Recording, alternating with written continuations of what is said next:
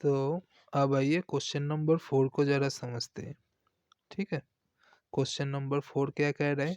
On 12 June 2022 fire occurred in premises of A&R petal, ठीक है? A&R petal का godown में आग लग गया कब? 12 जून 2022 को। आप पेपर मर्चेंट, पेपर बनाते हैं ये लोग।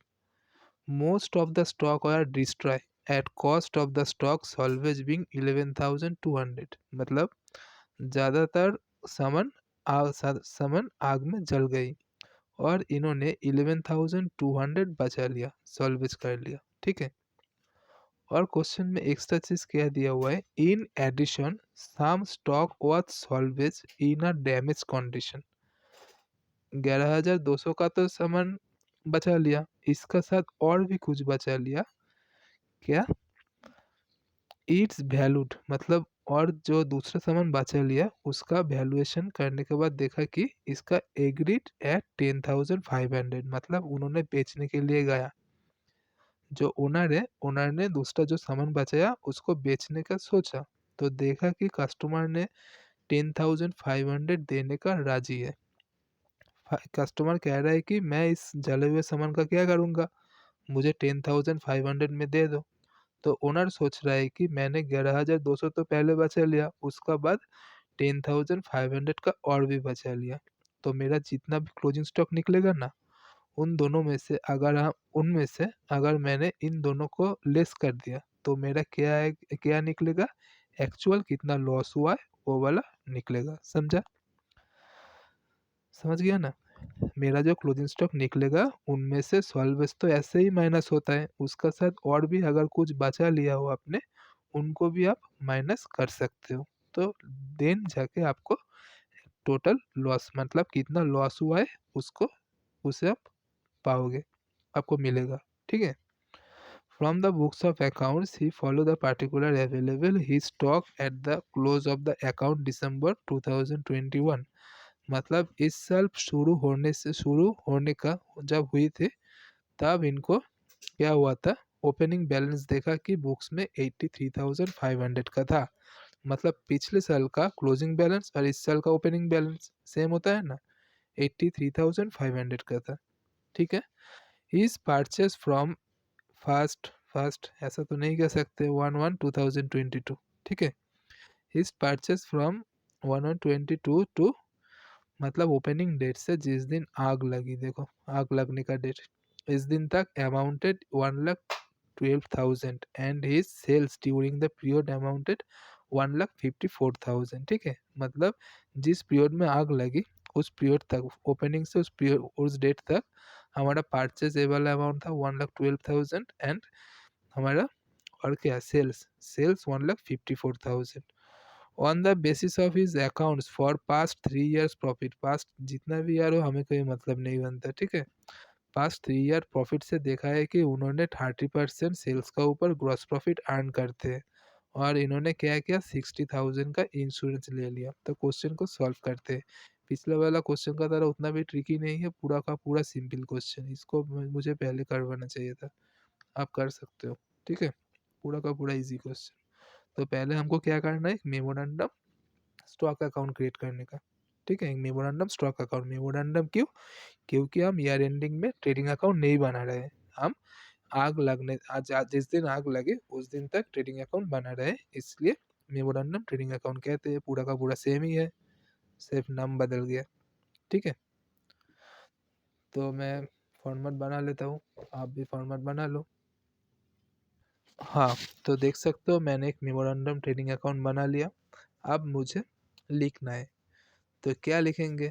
लिखना तो कुछ है ही नहीं, ओपनिंग क्लोजिंग परचेस सेल्स और ग्रॉस प्रॉफिट, इसके अलावा तो कुछ आता नहीं है। तो लिखिए एक एक करके। टू, हाथ क्यों नहीं चल रहा है वो, टू ओपनिंग स्टॉक,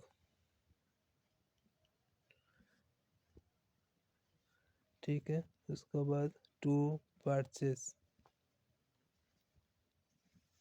और इधर लिखने का बाय सेल्स, और फिर बाय क्लोजिंग स्टॉक, और क्या लिखने का, और लिखने का इधर टू जीपी, ठीक है, लिख दिया ना। अब अमाउंट को लिखने का, अमाउंट क्या क्या दिया हुआ है देखिए। पहले तो हमारा स्टॉक, अरे किसने मैसेज भेज रहा है, हमारा स्टॉक, ओपनिंग स्टॉक कितने का, 38,500, सॉरी 83,500, 83,500। देन परचेस, एक एक करके देखने का और लिखने का। परचेस 1,12,000 और सेल्स 1,54,000, ठीक है। परचेस 1,12,000, सेल्स 1,50 कितना था, 4,000, ठीक है। और ग्रॉस प्रॉफिट कितना, 30% ऑन सेल, 30% ऑन सेल, देखा ना इधर। एवरेज ग्रॉस प्रॉफिट 3 इयर्स का दिया हुआ है 30%। इसका मतलब इसको 3 से डिवाइडेड मत कर देना, ठीक है। हर साल 30% करके ग्रॉस प्रॉफिट आते हैं इनका। तो किसका ऊपर आएगा, सेल्स का ऊपर आएगा। तो सेल्स कितना, 1,54,000, इसका ऊपर निकल लीजिए। 1,54,000 इनका 30%, 46,200, ठीक है। तो 46,200 लिख दिया। आप कैलकुलेट करने का, तो इधर कितना आता है, 83,500, 83,500 प्लस 1,12,000, 1,12,000 प्लस 46,200, 46,200 कितना आता है, 2,41,700, अगर गलती नहीं की हो तो 2,41,000, क्या लिख दिया, 2,41,700, इधर भी लिख देने का 2,41,700, इनमें से माइनस कर देना कितना, सेल वाला अमाउंट कितना, 1,54,000, तो कितना आता है, 87,700, ठीक है। तो क्लोजिंग स्टॉक हमारा कितना निकला, 87,700। तो अब हमें क्या करना है, अब हमको लिखना है लॉस ऑन स्टॉक। हमारा स्टॉक में स्टॉक का लॉस कितना हुआ, लॉस ऑन स्टॉक, ठीक है, इसको निकलना है। तो पहले लिख दीजिए क्लोजिंग स्टॉक कितने का, 87,700 का। इनमें से हमने सल्वेज कितना कर लिया, सल्वेज कितना कर लिया, क्वेश्चन देखने का। सल्वेज कहाँ पर दिया हुआ है, कहाँ, तो इधर, सल्वेज बीइंग कितना, 11,200, ठीक है। तो इसको लिख लेने का, सल्वेज कितना माइनस करेंगे, 11,200। क्यों माइनस कर रहा हूँ, क्योंकि ये वाला अमाउंट हमारा लॉस हुआ, इनमें से हमने तो कुछ बचा लिया ना, जितना बचा लिया उनको माइनस कर दीजिए। तो इससे हमें क्या निकल आएगा, इससे हमें निकल आएगा कि हमारा एक्चुअल में कितना लॉस हुआ है। 87,700 तो हमारा पूरा का पूरा लॉस नहीं हुआ, इसका ऊपर आग लगा, लेकिन इनमें से कुछ तो हमने बचा लिया ना, तो उनको माइनस कर देना, तो एक्चुअल लॉस निकलेगा। और एक चीज भी क्वेश्चन के अंदर एक्स्ट्रा दिया हुआ है, इसको देख लेने का। क्या दिया हुआ है, डैमेज कंडीशन गुड्स, ठीक है, 10,500 हम बेच सकते हैं। तो लिख दीजिए, जितना भी लॉस हुआ उनको तो हम 10,500 में बेच तो सकते हैं ना। डैमेज गुड्स 10,500 में बेच सकते हैं, मतलब 10,500 हमारा जेब में आएगा। तो बचा हुआ जितना रहेगा वो वाला हमारा अमाउंट क्या होगा, हम कभी भी रिकवर नहीं कर सकते, समझा। वो वाला इंश्योरेंस क्लेम, इंश्योरेंस कंपनी को कहेंगे कि मेरा ये वाला पैसा का ऊपर क्लेम दो, ठीक है।